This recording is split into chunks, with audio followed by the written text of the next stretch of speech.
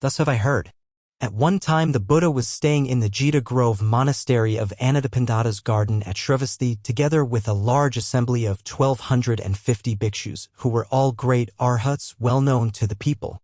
Among them were great disciples such as the elders Shariputra, Mahamajjalayana, Mahakashyapa, Mahakatyayana, Mahakashtila, Revata, Shadipantaka, Nanda, Ananda, Rakula, Gavampati, Pindola Bharadvaja, Kaladayan, Malakapana, Vakula, and Anuruddha.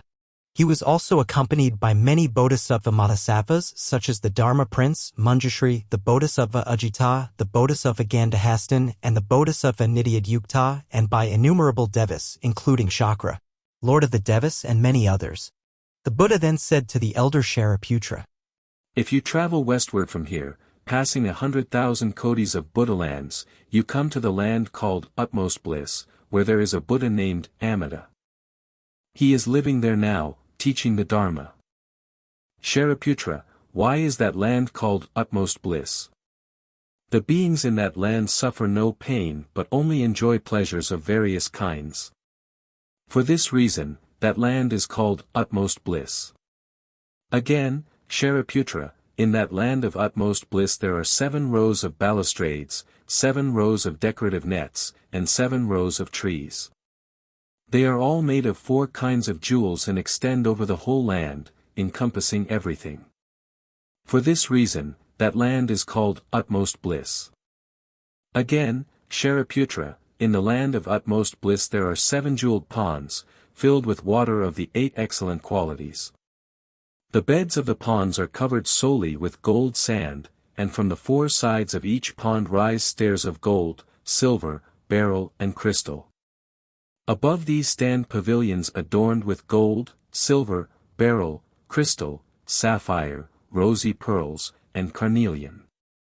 In the ponds are lotuses as large as chariot wheels, the blue ones radiating a blue light, the yellow a yellow light, the red a red light, and the white ones a white light. They are marvelous and beautiful, fragrant and pure. Shariputra, the land of utmost bliss is filled with such splendid adornments. Again, Shariputra, in that Buddha land heavenly music is played continually. The ground is made of gold. 6 times during the day and night Mandarava flowers rain down from the sky. Every day, in the serenity of the early morning, the people of that land fill the hem of their robes with exquisite flowers and go to make offerings to 100,000 kodis of Buddhas dwelling in the worlds of other quarters. Then they return for their morning meal. After the meal they enjoy a stroll. Shariputra, the land of utmost bliss is filled with such splendid adornments. Again, Shariputra, in that land there are always many kinds of rare and beautiful birds of various colors, such as swans, peacocks, parrots, sherries, kalavinkas and jivamjavakas. 6 times during the day and night birds sing with melodious and delicate sounds, which proclaim such teachings as the 5 roots of goodness, the 5 powers, the 7 practices leading to enlightenment, and the 8-fold noble path. On hearing them, the people of that land become mindful of the Buddha, the Dharma, and the Sangha. But, Shariputra, you should not assume that these birds are born as retribution of their evil karma. The reason is that none of the 3 evil realms exists in that Buddha land. Shariputra, even the names of the 3 evil realms do not exist there, how much less the realms themselves. These birds are manifested by Amida Buddha so that their singing can proclaim and spread the Dharma. In that Buddha land, Shariputra, when soft breezes waft through the rows of jeweled trees and jeweled nets, they produce subtle, wonderful sounds. It is as if 100,000 musical instruments were playing together. Everyone who hears the sound spontaneously becomes mindful of the Buddha, the Dharma, and Sangha. Shariputra, that Buddha land is filled with such splendid adornments. For what reason, Shariputra, do you think that Buddha is called Amida? Shariputra, the Buddha's light shines boundlessly and without hindrance over all the worlds of the 10 quarters. It is for this reason that he is called Amida, Amitabha. Again, Shariputra, the lives of the Buddha and the people of his land last for immeasurable, unlimited and incalculable kalpas. It is for this reason that the Buddha is called Amida, Amitayus. Shariputra, 10 kalpas have passed since Amida Buddha attained awakening.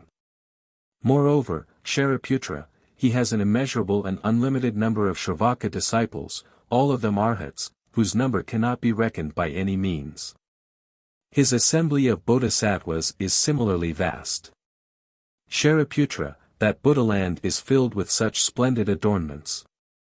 Again, Shariputra, all sentient beings born in the land of utmost bliss dwell in the stage of non-retrogression. Many of them are in the stage of becoming a Buddha after one more life. Their number is so great that it is beyond reckoning, it can only be described as innumerable, unlimited and incalculable. Shariputra, those sentient beings who hear of that land should aspire to be born there. Why? Because they will be able to meet such sages of supreme virtue. Shariputra, one cannot attain birth in that land with few roots of goodness or a small stock of merit. Shariputra, if a good man or woman who hears of Amida Buddha holds fast to his name even for 1 day, 2 days, 3, 4, 5, 6 or 7 days with a concentrated and undistracted mind, then, at the hour of death, Amida Buddha will appear before them with a host of noble ones. Consequently, when their life comes to an end, the aspirants' minds will not fall into confusion and so they will be born immediately in the land of utmost bliss of Amida Buddha. Shariputra, perceiving these benefits, I say, all sentient beings who hear this teaching should aspire to birth in that land.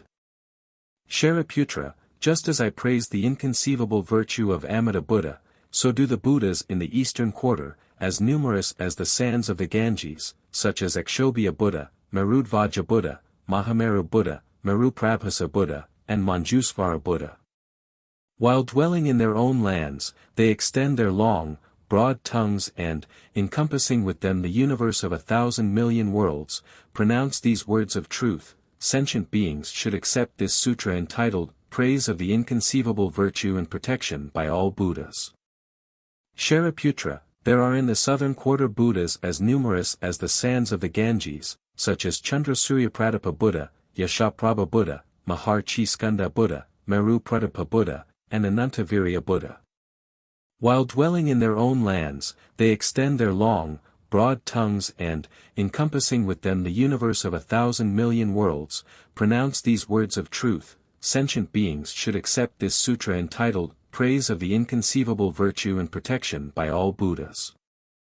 Shariputra, there are in the western quarter Buddhas as numerous as the sands of the Ganges, such as Amitayus Buddha, Amitaketa Buddha, Amitadvaja Buddha, Mahaprabha Buddha, Mahaprabhasa Buddha, Ratnaketu Buddha and Shuddharashmiprabha Buddha. While dwelling in their own lands, they extend their long, broad tongues and, encompassing with them the universe of 1,000 million worlds, pronounce these words of truth. Sentient beings should accept this sutra entitled, Praise of the Inconceivable Virtue and Protection by All Buddhas. Shariputra, there are in the northern quarter Buddhas as numerous as the sands of the Ganges, such as Archi Skanda Buddha, Vaishvanarana Ghosha Buddha, Dushpradarsha Buddha, Adithir Sambhava Buddha and Jalini Prabha Buddha. While dwelling in their own lands, they extend their long, broad tongues and, encompassing with them the universe of 1,000 million worlds, pronounce these words of truth. Sentient beings should accept this sutra entitled, Praise of the Inconceivable Virtue and Protection by All Buddhas. Shariputra, there are in the Nadir Buddhas as numerous as the sands of the Ganges, such as Simha Buddha, Yashas Buddha, Yasha Prabhasa Buddha, Dharma Buddha, Dharmadvaja Buddha and Dharmadhara Buddha. While dwelling in their own lands, they extend their long, broad tongues and, encompassing with them the universe of 1,000 million worlds, pronounce these words of truth. Sentient beings should accept this sutra entitled, Praise of the Inconceivable Virtue and Protection by All Buddhas. Shariputra, there are in the zenith Buddhas as numerous as the sands of the Ganges, such as Brahmagosa Buddha, Nakshatraraja Buddha, Gandatama Buddha, Gandaprabhasa Buddha, Maharshi Skanda Buddha, Ratnakuzuma Sampashpitagatra Buddha, Salendraraja Buddha, Ratnapalashri Buddha, Sarvartadarsha Buddha and Sumarakalpa Buddha. While dwelling in their own lands, they extend their long, broad tongues and, encompassing with them the universe of 1,000 million worlds, pronounce these words of truth. Sentient beings should accept this sutra entitled, Praise of the Inconceivable Virtue and Protection by All Buddhas. Shariputra, why do you think this teaching is called, the Sutra of Protection by All Buddhas? Shariputra, all good men and women who hear the name of Amida Buddha expounded by all the Buddhas and the name of this sutra are protected by all the Buddhas and dwell in the stage of non-retrogression for realizing the highest, perfect awakening. This is why, Shariputra, you should accept my words and the teachings of all the Buddhas. Shariputra, those who have already aspired, now aspire or in the future will aspire to be born in Amida Buddha's land, all dwell in the stage of non-retrogression for realizing the highest, perfect awakening. They have already been born, are now being born, or will be born in that land. Hence, Shariputra, good men and women of faith should aspire to birth there. Shariputra, just as I now praise the inconceivable virtue of other Buddhas, they also praise my inconceivable virtue, saying, Shakyamuni Buddha, you have accomplished an extremely difficult and unprecedented task.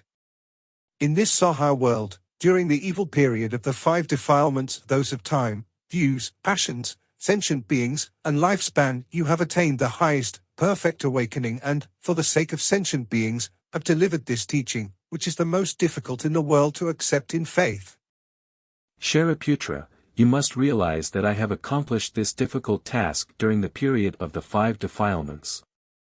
That is to say, having attained the highest, perfect awakening, I have, for the sake of all the world, delivered this teaching, which is so hard for them to accept. This is indeed an extremely difficult task. When the Buddha delivered this sutra, Shariputra and all the monks, together with beings of the whole world, including devas, humans and asuras, rejoiced at what they had heard and reverently accepted it. Having worshipped him, they departed.